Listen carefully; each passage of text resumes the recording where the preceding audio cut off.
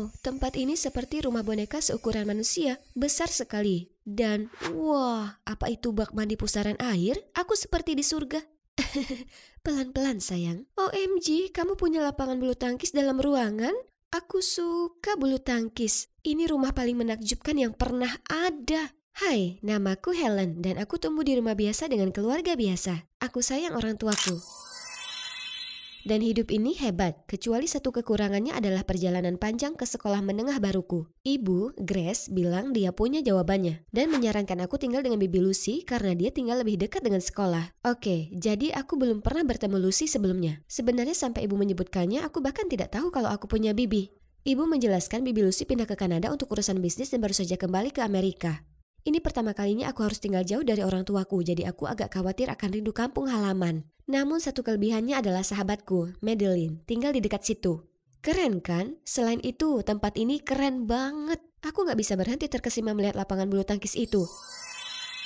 Serius, lapangannya lebih besar dari rumahku. Bibi Lucy, kurasa kamu pasti suka bulu tangkis? Iya, banyak orang mengira itu cuma permainan di halaman belakang, tapi bagiku itu olahraga sejati. Wah, jarang sekali bertemu orang yang punya selera yang sama denganku. Kami mengobrol lama tentang minat kami.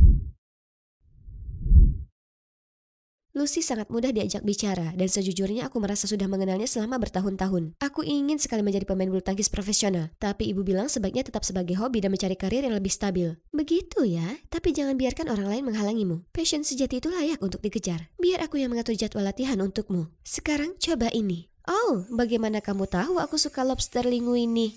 Awalnya tinggal bersama Lucy seperti berada di dunia mimpi. Dia memanjakanku, membelikan baju apapun yang kuinginkan, dan memasak hidangan paling lezat. Tapi di balik penampilannya yang memukau ada juga sisi gelapnya. Lucy sangat ketat. Maksudku ketatnya setara mayor jenderal. Aku harus bangun pukul 5 pagi setiap hari untuk latihan berlari mengelilingi lapangan selama 1 jam.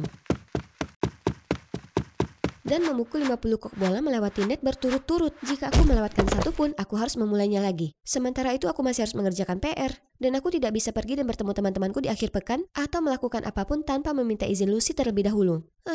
Setidaknya di sekolah aku bisa melampiaskannya pada Maddie. Aku berharap dia setuju denganku, tapi dia mengangkat bahu dan berkata, "Kurasa bibimu ingin yang terbaik untukmu. Selain itu, kemampuan bulu tangkismu sudah jauh lebih baik. Jika aku bisa tinggal di rumah mewah, makan makanan lezat dengan bibi yang begitu perhatian, aku pasti akan bertahan dengan jadwal latihan yang melelahkan itu."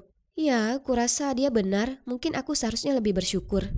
Tentu saja, saat mengetahui tentang klub bulu tangkis sekolah, aku langsung mendaftar. Aku berjalan ke lapangan sambil mengayunkan raket dan siap memamerkan kemampuanku. Ketika 2 orang ini menghampiriku. "Kembalilah ke tim pemandu sorak tempatmu seharusnya, sayang. Tinggalkan lapangan untuk yang pro." Beraninya para idiot ini menghakimiku seperti ini. Mereka bahkan belum pernah melihatku bermain. "Oh ya, aku menantangmu bermain. Lalu kita lihat siapa yang serius." "Kami adalah pemain terbaik di sekolah, asal kau tahu. Pilih satu." Tiba-tiba seorang pria lain muncul di sebelahku dan berkata, "Kalau gitu mari main ganda." Ya ampun, dia Tyler. Pemain bulu tangkis terbaik di seluruh sekolah. Aku sudah mendengar semua tentang reputasinya dan melihat fotonya dengan trofi di buletin sekolah. Tapi aku belum pernah bertemu dengannya. Anehnya, dia bahkan lebih manis secara langsung.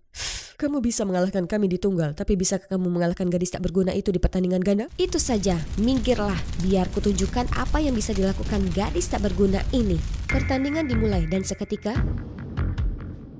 Tyler dan aku bersemangat di lapangan dan memukul shuttlecock dengan kecepatan kilat.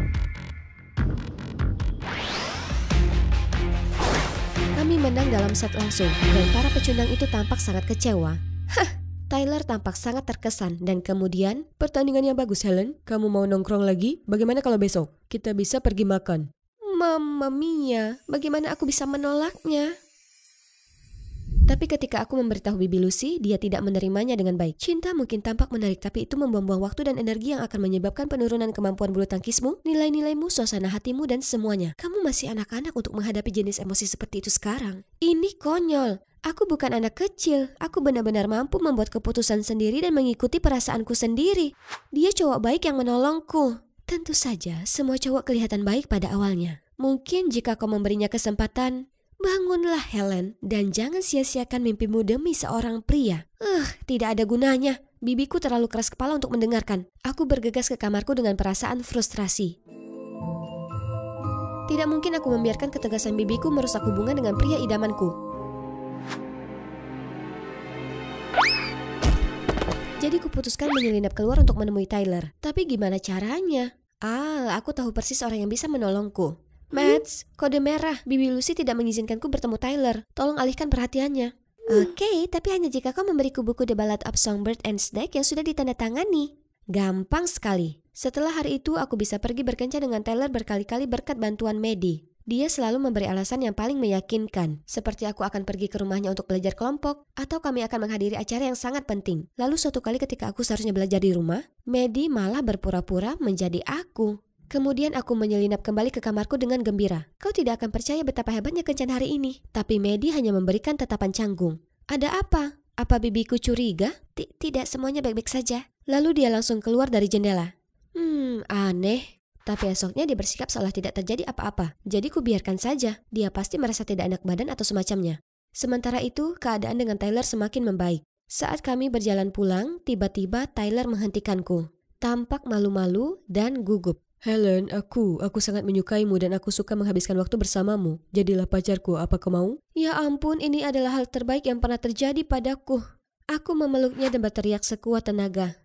Iya. Ketika akhirnya aku melepaskannya, tiba-tiba seorang anak dengan sepatu roda menabrakku dan membuatku jatuh ke jalan. Sebuah mobil melaju kencang ke arahku dan sebelum aku bisa mencerna apapun, Tyler berlari ke depanku dan mendorongku. Ketika aku membuka mataku, dia terbaring tak sadarkan diri. Aku dengan panik memanggil ambulans dan pergi bersamanya ke rumah sakit. Ketika aku duduk di ruang tunggu dengan air mata yang berlinang, aku sangat takut dan tidak tahu harus berbuat apa. Sehingga akhirnya aku menelpon Bibi Lucy. Hanya beberapa menit kemudian, aku melihatnya bergegas ke arahku dengan wajah serius.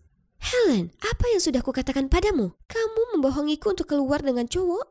Aku gak tega untuk berdebat soal itu dan langsung menangis lagi. Ini salahku, Tyler mempertaruhkan nyawanya buat menyelamatkanku dan sekarang dia terluka. Sikap Bibi Lucy melunak dan dia mendekapku lebih erat. Setelah beberapa lama menghiburku, dia akhirnya buka suara dan berbagi cerita yang gak terduga. Sebenarnya aku jatuh cinta waktu aku seumuran kamu, tapi dia selingkuh. Aku cuma gak mau kamu terluka kayak gitu. Oh, parah banget. Tapi Tyler orang baik, aku tahu dia baik. Dia nyelamatin aku. Dan untuk itu, aku benar-benar bersyukur.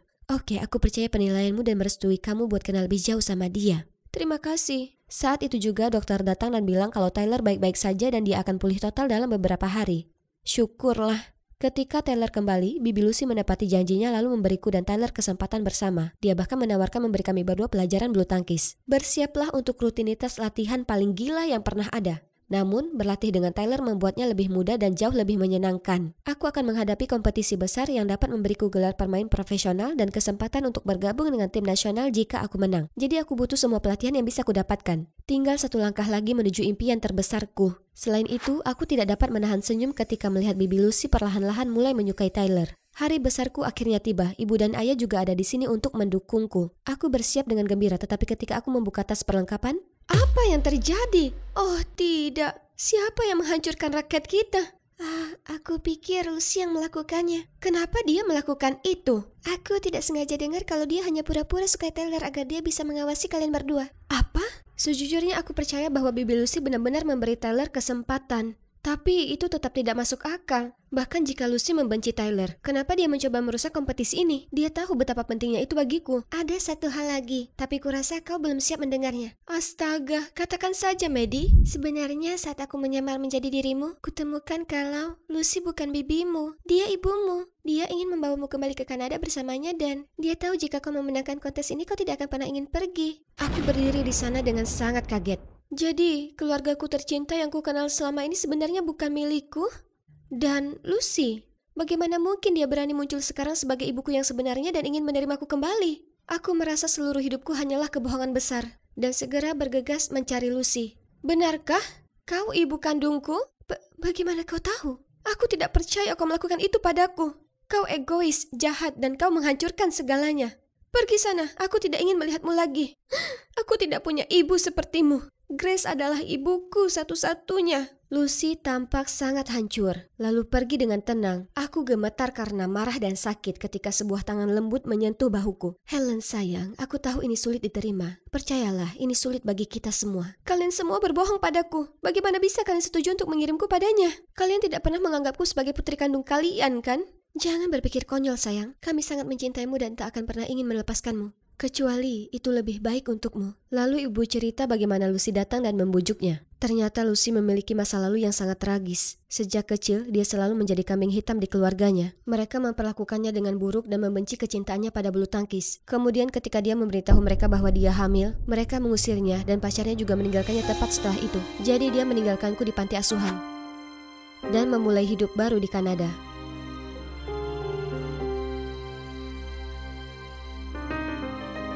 Setelah kesulitan yang tak terhitung jumlahnya, dia akhirnya menjadi sukses. Dan yang dia inginkan hanyalah berhubungan kembali denganku. Semua orang berhak dapatkan kesempatan kedua. Itu sebabnya ku biarkan kalian berdua hidup bersama. Kalau kamu bahagia akan kukatakan yang sebenarnya, agar kamu tidak terkejut. Lagi pula, dia bisa membantumu lebih dariku sekarang. Hei, kamu bahkan mewarisi semangat bulu tangkisnya. Aku tertegun sejenak. Memang benar Lucy meninggalkanku, tapi itu karena dia tidak ingin aku menderita bersamanya, dan aku memang menjalani hidup yang bahagia. Aku harusnya tidak kasar padanya, tapi itu masih terlalu berat untuk dicerna, jadi aku pulang bersama ibu. Aku mengurung diri sampai keesokan harinya. Tyler datang dan mencoba meyakinkan diriku yang murung untuk berjalan-jalan. Aku tahu itu terlalu berat, tapi menurutku kalian harus berbaikan dengan Lucy. Kenapa kamu masih di pihaknya? Dia hanya berpura-pura baik padamu. Dan dia merusak kontes hanya untuk menjauhkanku dari kehidupan yang sempurna ini. Kita bisa menemukan kesempatan kita di banyak kompetisi lain. Tapi hanya ada satu Lucy. Dia ibu kandungmu dan tidak apa-apa untuk marah padanya. Tetapi kamu tidak boleh menolaknya. Pikiranku melayang kembali ke semua momen bahagia yang kualami bersama Lucy. Obrolan menarik kami, makanan lezat yang dimasaknya, dan saat-saat bermain bulu tangkis bersama. Dia bahkan punya ruangan khusus untuk menyimpan peralatan bulu tangkis, terutama raket. Tunggu dulu, Lucy sangat menghargai raket bulu tangkis. Jika dia hanya ingin menghentikan kami berkompetisi dalam kontes, maka dia bisa menyembunyikan raket kami, atau berpura-pura mobilnya mogok. Tetapi dia tidak akan pernah menghancurkan raket seperti itu. Tai, apakah kamu ingat siapa lagi yang memegang raket kita hari itu? Aku tidak yakin. Kurasa Madeline pernah memegangnya. Jadi, mungkinkah Maddie? Tapi kenapa? Dia tidak punya alasan untuk melakukan itu. Dia sahabatku dan selalu mendukungku untuk bermain bulu tangkis. Aku menyerbu ke rumah Maddie, tetapi dia bertengkar dengan ayahnya di depan pintu. Dasar bajingan tak berguna dan menyedihkan. Pergilah, aku tak peduli. Maddie berlari sambil menangis dan aku mengikutinya ke sebuah gang. Melihatnya seperti itu membuat sebagian kemarahanku padanya memudar. Hei, apa yang terjadi? Maddie kelihatan kaget melihatku. Awalnya dia mencoba menghindari beberapa pertanyaanku, tapi karena tidak tahu harus sembunyi kemana, akhirnya dia mengaku. Ibuku meninggalkanku pada ayah pecandu alkohol yang tidak melakukan apapun selain membentakku. Kau punya dua ibu yang mencintaimu, dan aku bahkan tak punya satu pun. Aku marah pada Lucy, karena bagiku semua ibu yang menyerahkan anak mereka tidak berperasaan dan tidak pantas dimaafkan. Dia bahkan ingin membawamu ke Kanada. Aku tidak bisa kehilanganmu juga. Rasa takut dan cemburu menguasai diriku, jadi aku menghentikan semua kegaduhanmu lalu menyalahkan Lucy. Aku sangat menyesal. Ini kedengarannya sulit, tapi kau seharusnya tidak melakukannya. Aku selalu di sini untuk mendengarkanmu dan tidak akan pernah pindah kemanapun. Kau terjebak denganku. Ketika Maddie merasa lebih baik, aku membawanya ke rumahku dan bermaksud menemui Lucy untuk meminta maaf atas segalanya. Namun ibu berkata Lucy telah memutuskan untuk kembali ke Kanada dan sedang dalam perjalanan ke bandara. Aku segera memanggil taksi ke bandara, lalu berlari melewati pintu keberangkatan dengan putus asa mencoba mencari Lucy. Aku mulai berpikir aku sudah terlambat ketika tiba-tiba aku melihatnya hendak berjalan menuju keamanan. Bibi Lucy! Ibu, tolong jangan pergi. Aku kira kamu tidak menginginkanku. Tidak, aku hanya bingung dan marah dan maaf karena telah menyakitimu. Kami akhirnya menyelesaikan masalah dan sepakat untuk saling memberi kesempatan untuk memulai hidup baru. Jadi, apa yang terjadi selanjutnya? Lucy memutuskan memperluas bisnisnya ke Amerika sehingga dia bisa tinggal di sini bersamaku. Orang tua angkatku yang luar biasa menerima Maddie setelah membantunya menjauh dari ayahnya yang jahat. Jadi sekarang aku punya dua ibu yang luar biasa. Seorang saudara perempuan yang luar biasa dan, iya, kau tahu itu, seorang pacar yang sangat imut dan perhatian.